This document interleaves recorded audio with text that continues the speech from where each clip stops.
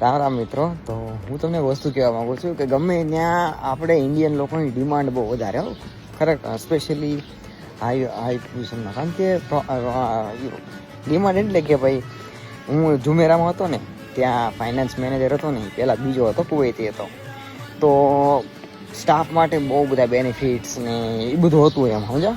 પછી જેવો આપણો ઇન્ડિયન મેનેજર આવે ને, ફાઇનાન્સ મેનેજર પછી ઇન્ડિયન આવ્યો, તેને બધું કટ કરવા મળી ગયું. એક્સપેન્સીસ ને આ તે અલાઉન્સીસ ને ખોટા ખર્ચા બધા બંધ કરી દીધા હોટલના. જોકે એનું કાંઈ ન જાય, હોટલનું જ જાય, પણ મારા બધું કટકી કરીને બંધ કરી દે. એટલે મૂળ આપણે ઇન્ડિયન જે મેનેજર જાય ને એ બધા આમ છે ને પથારી ફેરી નાખે, સમજા, આપણે ઇન્ડિયન જાય એટલે. તો ઘણી જગ્યાએ એટલે તમે જોયું છે કે શું કહેવાય, ગૂગલનો સીઈઓ સુંદર પિચાઈ ને યુટ્યુબનો સીઈઓ આ મોહન આ તે આ બધા માઇક્રોસોફ્ટનો સીઈઓ આ બધા ઇન્ડિયન શું કરવા હાયર કરે છે. ડિમાન્ડ બહુ વધારે છે ભાઈ ઇન્ડિયનની. કારણ કે ઇન્ડિયન એ લોકોને ખબર છે કે ઇન્ડિયન છે ને કોસ્ટ કટિંગ બહુ કરે.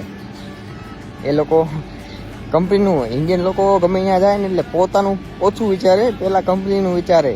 સ્ટાફ જો તેલ લેવા કંપનીનું પહેલાં વિચારે, કારણ કે કંપની એના પૈસા આપે છે, તો એ કંપની માટે કામ કરે છે. એટલે આવું છે ભાઈ, ઇન્ડિયન લોકોની ડિમાન્ડ એટલે વધારે છે કે એને ખબર છે કે ભાઈ આ કોસ્ટ કટિંગ બહુ કરે અને કંપની માટે બહુ ફાયદાકારક છે. એટલે તમે જોજો મેજોરિટી ઓફ કંપનીના સીઈઓ છે ને એ ઇન્ડિયનને હાયર કરે, કારણ કે એને ખબર છે ભાઈ કે ઇન્ડિયન છે ને કોસ્ટ કટિંગમાં આવો સારી રીતે કામ કરે. એટલે ઇન્ડિયન જ્યાં જાય ને પથારી જ ફેરી નાખે, સમજ્યા. સ્ટાફની જેટલા બેનિફિટ્સ હોય ને બધા કટ કરી નાખે મારા બેટા.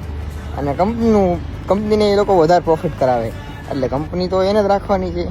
તો આવું છે ભાઈ, ઇન્ડિયન પથારી ફેરવાવાળા જ છે બધી, જોજો.